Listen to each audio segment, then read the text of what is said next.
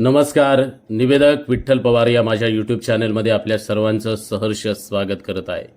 आज अत्यंत महत्त्वाचा असलेला घटक म्हणजे गुरु रविदास यांच्या जयंती समारंभाप्रसंगी भाषण कसे करावे, या कार्यक्रमाचं सूत्रसंचालन कसं करावं याबद्दलचीच माहिती आणि गुरु रविदास यांच्याबद्दलची माहिती थोडक्यात या व्हिडिओच्या माध्यमातून आपल्याला परिचय अर्थात त्यांचं कार्य आपल्यापर्यंत पोहोचवण्याचं काम या व्हिडिओच्या माध्यमातून करतोय. तत्पूर्वी निवेदक विठ्ठल पवार या यूट्यूब चॅनलवर जर आपण नवीन असाल तर माझ्या यूट्यूब चॅनलला आपण सबस्क्राईब करायला विसरू नका. चला तर पाहूया गुरु रविदास यांच्याबद्दल काय बोलायचं आहे, त्यांच्याबद्दलची माहिती जाणून घ्या. संत शिरोमणी गुरु रविदास हे महान संत, कवी आणि समाजसुधारक होते, ज्यांनी मानव जातीसाठी समानता आणि भक्ती मार्गाचा संदेश दिला. 15व्या-16व्या शतकात उत्तर भारतात होऊन गेले आणि त्यांचा प्रभाव शीख, हिंदू आणि दलित समाजावर विशेष होता. त्यांनी जातीपातीच्या भेदभाव विरोधात लढा दिला आणि मन चंगा तो कटौती में गंगा हा संदेश दिला, ज्याचा अर्थ आहे मन निर्मळ असेल तर सर्वत्र गंगा आहे. गुरु रविदास महाराजांनी आपल्या दोह्यांमधून ईश्वर भक्ती, प्रेम आणि समानतेचा उपदेश केलेला आहे. त्यांच्या शिकवणुकीनुसार कोणताही माणूस जन्मामुळे मोठा किंवा लहान नसतो, तर तो आपल्या कर्मांमुळे श्रेष्ठ बनतो. संत कबीर यांच्याप्रमाणेच त्यांनी सत्य, न्याय आणि करुणेचा प्रचार केला आणि लोकांना खरा भक्ती मार्ग दाखवला, सांगितला. त्यांनी बेगमपुरा नावाच्या आदर्श समाजाची संकल्पना मांडली, जिथे कुठलाही भेदभाव नसतो आणि सर्वजण समान असतात. अर्थात ही पृथ्वीवरची सर्व लेकरं खरं तर एकाच आईची. त्यांचे विचार आणि काव्य गुरुग्रंथ साहिबमध्ये संकलित करण्यात आलेले असून शीख धर्मियांसाठी ते अत्यंत पूजनीय आहेत. आजही त्यांची जयंती आपण देशभर मोठ्या भक्तिभावानं साजरी करतो आणि त्यांचे विचार आपल्या सर्वांसाठी प्रेरणादायी आणि मार्गदर्शक ठरत असतात. आपण सर्वांनी त्यांची शिकवण आत्मसात करून समानता आणि बंधुभावाचा संदेश पसरवावा हीच गुरु रविदास महाराजांना खरी श्रद्धांजली ठरेल. जय गुरु रविदास. आता आपण पाहणार आहोत गुरु रविदास यांच्या जयंतीच्या कार्यक्रमाचं सूत्रसंचालन याबद्दलची मी मार्गदर्शन टिप्स या ठिकाणी देतोय. गुरु रविदास यांची जयंती हा आपल्या सर्वांसाठी अत्यंत प्रेरणादायी आणि भक्तिभावानं भरलेला हा पवित्र सोहळा आहे. या कार्यक्रमाचं सूत्रसंचालन करताना योग्य शब्द योजना क्रमबद्ध सादरीकरण अत्यंत महत्त्वाचं आहे. आता कार्यक्रमाचं सूत्रसंचालनाचा क्रम अर्थात अँकरिंग फ्लो. प्रथमतः स्वागत आणि प्रारंभिक निवेदन कसं करावं. नमस्कार. उपस्थित सर्व मान्यवर, पूज्य गुरुजन आणि श्रद्धावान भक्तगण, आपण सर्व आजच्या पवित्र आणि प्रेरणादायी सोहळ्यासाठी एकत्र आलो आहोत. संत शिरोमणी गुरु रविदास यांच्या जयंतीनिमित्त आयोजित या मंगल सोहळ्यात मी निवेदक विठ्ठल पवार आपल्या सर्वांचं हार्दिक स्वागत करतो.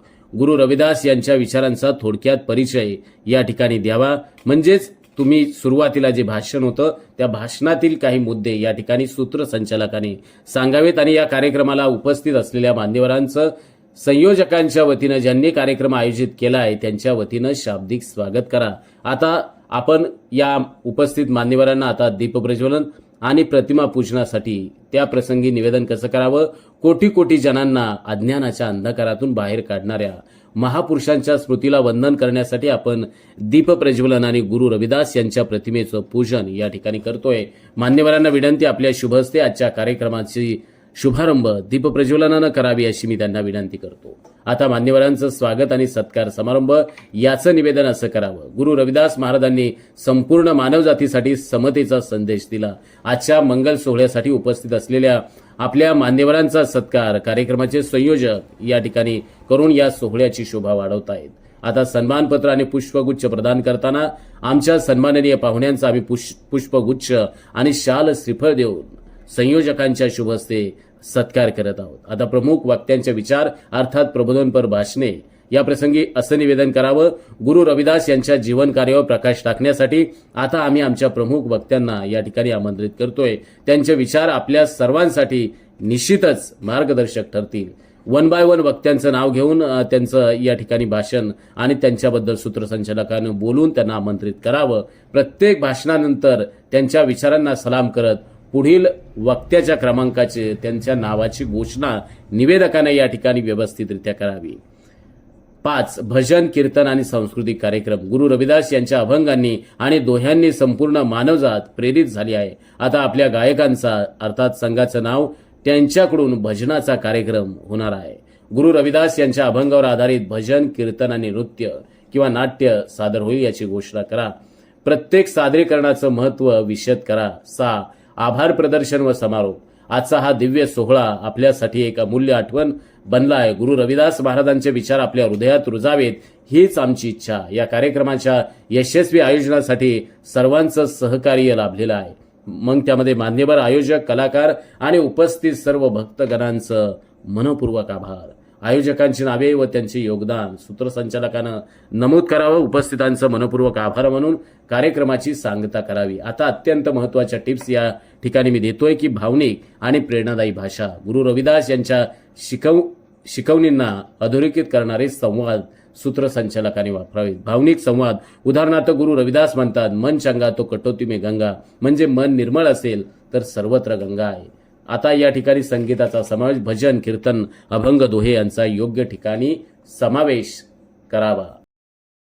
सुसूत्रता, प्रत्येक भाग एकमेकांशी जोडलेला असावा आणि कार्यक्रम सुरळीत पार पाडावा. आदरयुक्त भाषा, मान्यवर आणि श्रोत्यांविषयी सन्मानशील आणि समर्पक शब्द प्रयोग सूत्रसंचालकाने करावेत. गती आणि लय, कार्यक्रमाची गती योग्य राखून शेवटपर्यंत सूत्रसंचालकाने श्रोत्यांची भक्तगणांची ऊर्जा टिकवावी. आता निष्कर्ष, गुरु रविदास जयंतीचा कार्यक्रम हा केवळ समारंभ नसून तो त्यांचे विचार आत्मसात करण्याचा सोहळा आहे. प्रभावी सूत्रसंचालनाने हा कार्यक्रम अधिक प्रेरणादायी आणि संस्मरणीय करता येतो. तुम्हाला जर हा व्हिडिओ उपयुक्त वाटला असेल तर अधिक माहितीसाठी निवेदक विठ्ठल पवार या यूट्यूब चॅनलला आपण भेट द्या. यूट्यूब चॅनलला आपण सबस्क्राईब करा.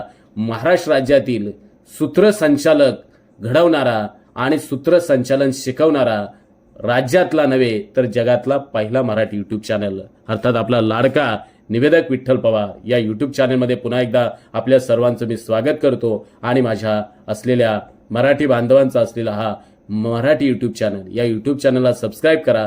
आणि तुम्हाला कोणत्याही कार्यक्रमाचं सूत्रसंचालन हवं असेल तर निवेदक विठ्ठल पवार या यूट्यूब चॅनलला एकदा आपण भेट द्या. धन्यवाद. आमच्या चॅनलवर नवीन असाल तर सबस्क्राईब बटनावर क्लिक करा आणि बेल आयकॉन प्रेस करा.